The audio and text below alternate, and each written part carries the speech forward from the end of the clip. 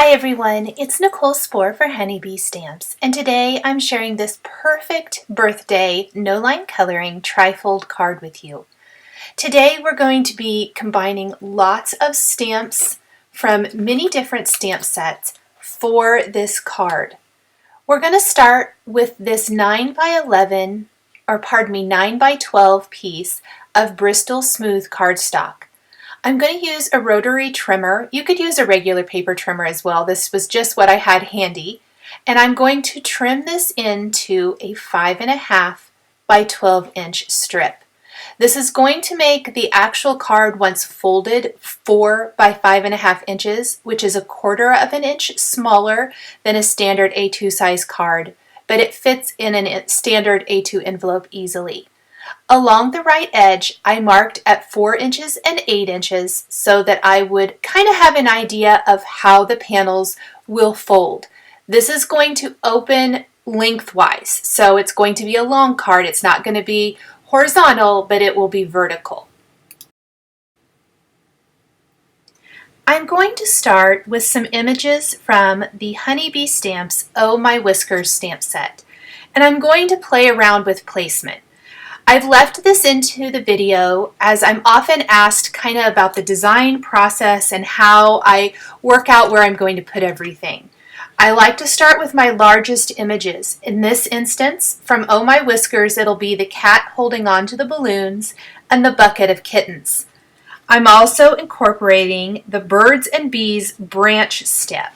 These are going to be the 3 largest images on my card and the 3 things that I need to make sure are spaced so that everything flows nicely.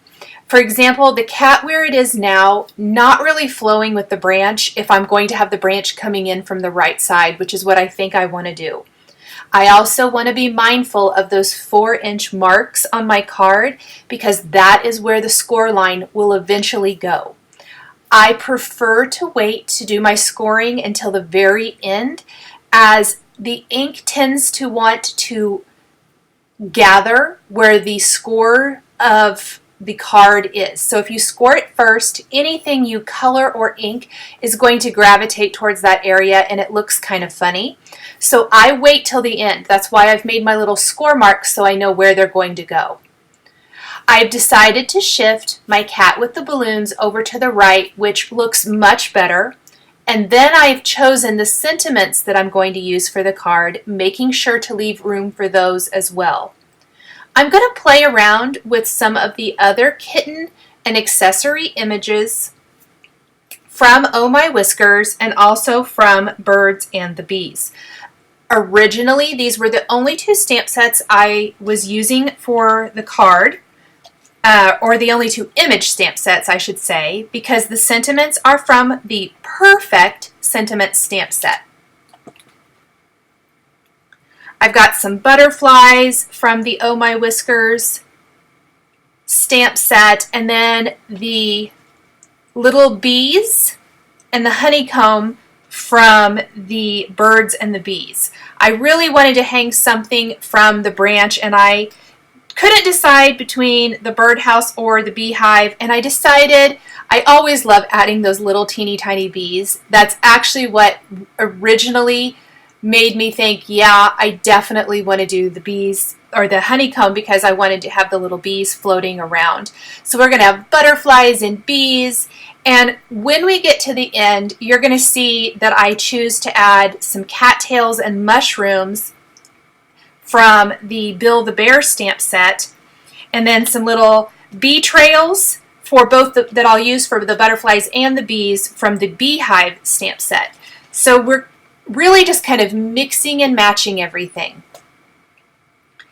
I am going to use my MISTI and stamp as many of the images as I can with one press of the machine or the tool as possible. I am using the Ink on 3 No Line Coloring Fade Out ink. I've stamped it a couple of times, and you can see that I stamped my branch and the 3 butterflies first. Then I'm going to stamp the kitten holding on to the balloons next. I'm working slowly, just a few things at a time. In fact, because I don't want the ink to fade too much before I get to coloring everything, I'm only going to stamp about half of the images, or maybe 2/3 of the images, and I'm going to color that all in and then add some of my inking for the background, and then I will stamp the rest of the images down near the bottom of the card and finish it off. We've got our beehive and bees from the Birds and Bees stamp set. And I'm just going to move these around and get the placement exactly where I want them to go. Originally, I used just the 3 bees from the Birds and Bees stamp set, but you'll see later I'll come back and stamp a couple of additional ones as I felt like I needed even more buzzing around their beehive.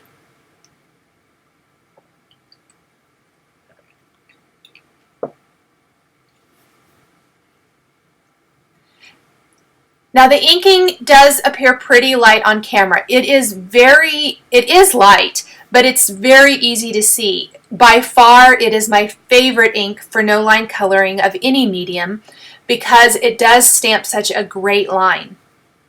We are going to start with the branch, and I am going to speed up the coloring a little bit. However, I have left all of the coloring in the video today, as I know many of you enjoy that coloring process, as do I. I love watching others color. And so I've left this in so you can see exactly what I've used along the way and how I've colored everything in. The branch was colored with dark brown and oatmeal zig clean color real brush markers.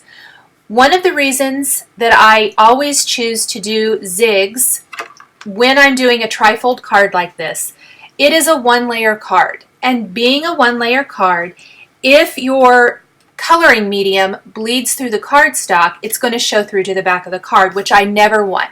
I always want the card to be nice and white on the back.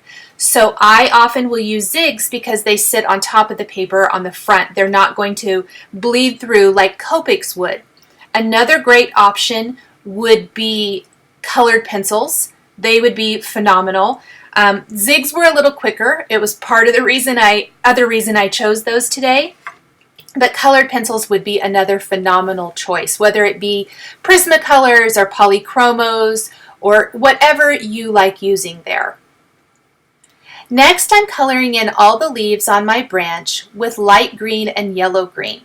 I really wanted to go for bright and colorful for my background. We're going to have all the colors of the rainbow represented here in this card. Now that we have our branch, I'm going to move on to the balloons. Kind of touching on anything that's really bright first before coming in, and we'll color in the kitten next. So our first color combination is peach pink and sugared almond pink. Instead of going for a more primary rainbow assortment on my card, I'm definitely going a little bit more of the pastel or the pastel route, I guess I'd say. Now for the balloon strings, I could choose to use a fine tip black pen, which I will be using for the faces on all of the kittens or any small detail work, but I did use my natural gray zig marker to draw in those balloon strings. Just kind of was very careful and didn't apply too much pressure. I did opt then to grab my natural gray marker and just go ahead and trace out this kitten holding the balloon. It's going to be kind of a dark grayish black kitten. And I'm going to blend out with my warm gray 2 and also the blender for the tummy area of the kitten. We'll use a pale pink marker for the insides of the ears, the nose, and the cheeks. After I had drawn in the balloon strings, I really felt like I needed to color in the kitten. I didn't want to lose any of that detail or miss anything on the kitten's face where it meets those balloon strings. When coloring over a dark color, like I am with the pink over the black or the gray, make sure and clean the tip of your marker off frequently because it's going to pick up that dark color and you don't want to transfer it to other areas on your card or other cards when you use the marker the next time. I drew in the detail for the face with a fine tip black pen. I'm moving on to my next balloon, which is bright yellow and yellow. Then I'm going to do a turquoise balloon. I love this color combination. It's turquoise green and green shadow.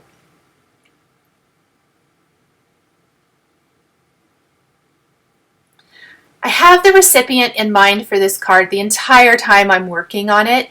She has a birthday coming up soon, and I can't wait to pop this in the mail to her. If you have cat lovers in your life, this would be a phenomenal card to send to them. My oldest son really wants a cat, and so he's looking for an apartment-friendly or a cat-friendly apartment, and every kitten picture that I see, I send him, he says he wants. So it looks like we'll have another cat lover, or I'll have another cat lover to send cards to soon. The other balloons were done in green, which was light green and yellow green, and then the kind of bluish purple, which was blue and English lavender. We're moving on to the beehive, which I'm coloring. I started with mustard and medium beige, but I did go back in and add some dark brown, which made such a huge difference, and I really like how that turned out. And so now I'm simply coloring in the rest of that beehive.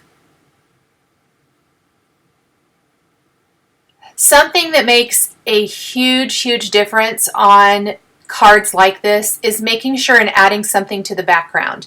And I will be showing the little stenciling that I do for that here in a bit without masking, which was really important to me because this card has so many images. I did not want to mask them out. And you can do that if you're kind of careful, and also if you use a light enough color. Now for the bees, I did outline their wings and add a little dot for their eyes with a fine tip black pen because I felt like they're so small that detail might get lost. And then I colored the rest of their bodies with natural gray and warm gray and yellow. I'm going to go ahead and trace the bodies of my butterflies with a black pen. Again, that fine tip black pen, and then I'm going to color in the first butterfly with blue and English lavender. It was about this point I really realized if I was going to run the risk of smearing some of the zig markers. Distress inks are water-based, zig markers are water-based. So in order to kind of eliminate the majority of the fear of smearing too much, because I'm really going to have to be careful, I am going to go ahead and add my background color. And I'm doing this with Cracked Pistachio Distress Ink and an Outdoor Scene Builder stencil from Honeybee Stamps, The Clouds, which gets a ton of use for me. I love this. And you can see I am not inking all the way across. I've got it at an angle, and I'm just kind of going in and gently inking in these great little clouds, and look how much color and texture that adds to our scene. It's just phenomenal. I got a little green on the beehive, and I just went in with my blender and picked that color up and removed it. Now I need to figure out where I'm going to put my bucket of kittens so that I know how far down to bring the clouds. So I'm going to kind of lay it all out here really quickly, so I have a plan, because I've decided I don't want to ink over any more coloring, as it can smear a little bit.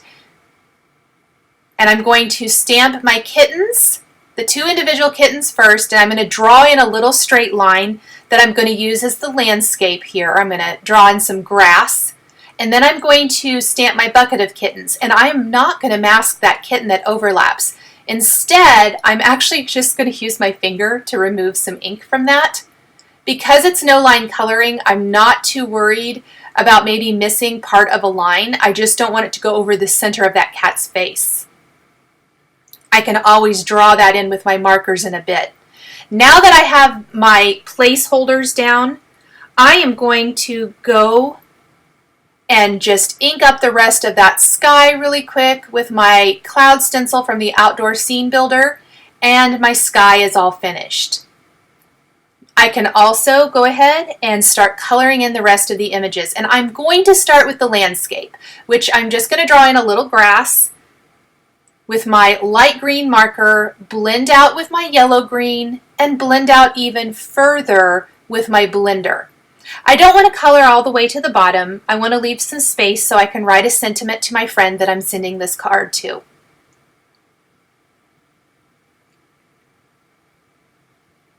And then we'll blend out even further with our blender. And then I'm going to draw in some little tufts of grass with the tip of my light green marker. This is always one of my favorite techniques. I love to do this not only with zigs but Copic markers as well. For the bucket, we're going to use some red. I love a pop of red on a card. You may have heard me say that before if you've watched my videos, and so in this instance, we're going to use our pop of red as the bucket for our kittens. I'm using carmine red and light carmine to color this in. When you see me rotate the paper a lot, I tend to lay my hand flat as I color. I've always done it. I do it when I write as well, and I always am mindful of smearing ink. If I'm ever super worried about it and I'm not able to turn the paper, I will take a scrap piece of paper, which you'll see here later in the video, and cover up where my hand is laying so that I'm not smearing anything. I've also used some natural gray and warm gray for the hardware on the bucket, and I'm going to take a fine tip black pen, and I actually took a little wider pen for the bucket handle. Time to color in these sweet little kittens. We're going to do a light gray kitten here with natural gray, warm gray to pale and pale pink, much like we did for the cat up in the sky, holding onto the balloons. I do want to note, even when coloring over the face with a darker color, you can still see the detail with this fade out no line coloring ink, which I think is awesome. I'll just go in and instantly add in the face detailing when I'm done. That way I can be sure that I don't miss anything. Here's that scrap piece of paper I was mentioning that I really didn't want to smear red across the sky, and so I went ahead and covered that up while I'm coloring in the next kitten with brown and light brown as well as pale pink for the insides of the ears.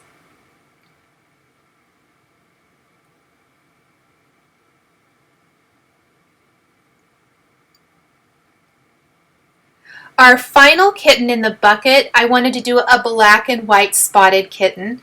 And so we're going to use natural gray and warm gray too again, but I'm just going to draw in some spots all over that kitten.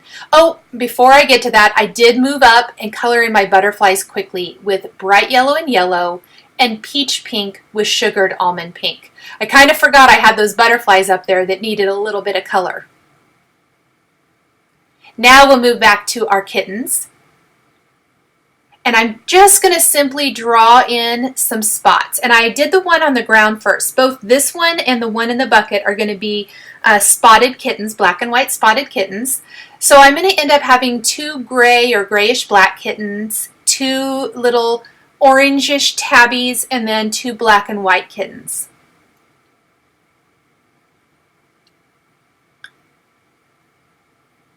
And I'm just being really careful. I'm not actually coloring in the whole cat, the white part. I'm pulling out a little bit of the warm gray too with a blender, but that's about it. And then adding pink for the insides of the ears and pink for the cheeks and nose. And then drawing in the face with my fine tip 0.1 marker or pen.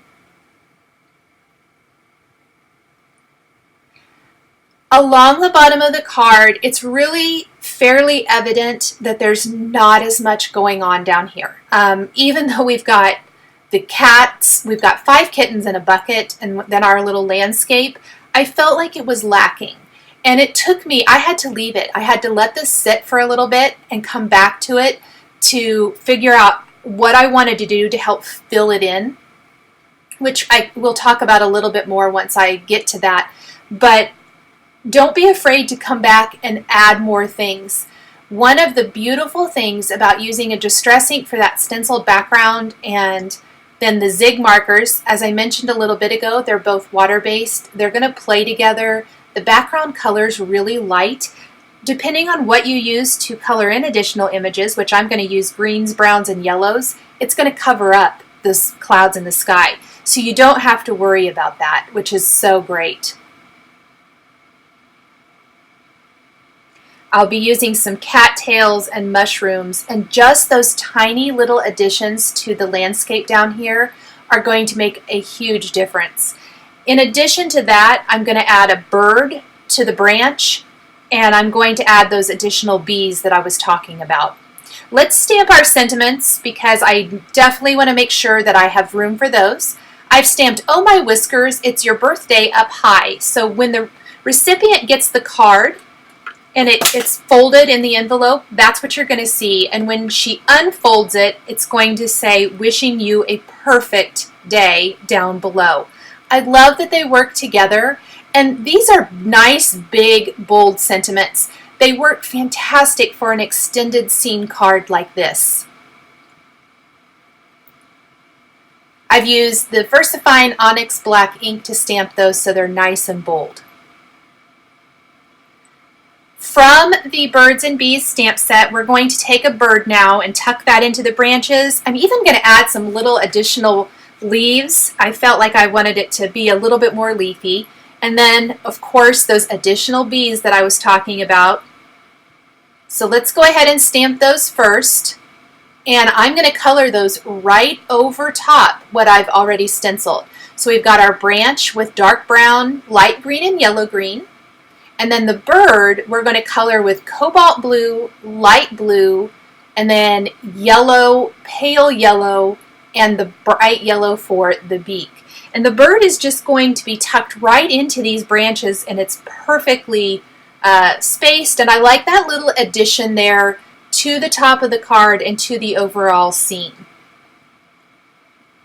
A little black fine detail for the pen. Trace those wings on our bees. And then color the bees in with natural gray, warm gray 2, yellow, and English lavender. Now, I could definitely have drawn in the little bee trails on my own if I wanted to, but because I didn't want to run the risk of messing anything up at this point, this is a lot of coloring and a lot of stamping, I went ahead and took the little bee trails from the Beehive stamp set, and I'm going to use those not only for my bees, but for the butterflies as well. And I'm going to stamp as many of them with one press of my Misty as I can. So I'm going to ink those up with the VersaFine ONYX black ink, and all of the butterflies will have bee trails, and I did 3 of the bees. I felt like it might be a little much to do more than just the 3, so I kept it to 3 of them for this design. Then we're going to take our mushrooms and cattails from the Build-A-Bear stamp set. There's some little great accents here. In fact, if I had seen it or thought of it earlier, the tree stump would have been cute to have a cat sitting on. So lots of options for mixing and matching. We're going to stamp 2 cattails and then the little set of mushrooms and color these in with our zigs very quickly. Again, I don't want to overlap that ink over the cat I already did, so I just kind of wiped away that ink with my finger. And I can draw in the rest of the image. It doesn't have to be super perfect. It's kind of the beauty of the no-line coloring. And the cattails give some nice height. Everything down here I felt was like kind of low, with the exception of the bucket of kittens. But I like the height that the cattails bring to the bottom of the card. Color in the top with dark brown and mustard.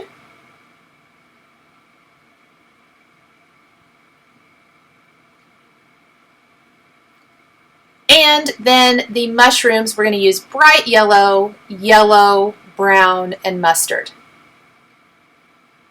And that just adds a fun little finishing touch to the bottom edge of the card, fills out and completes our scene perfectly. Now it's time to add some scoring so that we can fold this card up for mailing. At 4 inches, I'm going to score it, and then I'm going to flip it over and score the back side at 4 inches. Then I'm going to fold it over, and I'm going to use my bone folder to press that score line perfectly so it lies nice and flat. When the recipient gets it, she can open it up and look at that fun scene. Thank you guys so much for joining me today for this perfect birthday no-line coloring trifold scene card. The supplies I used to create this card are listed and linked below the video here on YouTube. Thank you so much for joining me today, and we'll catch you next time.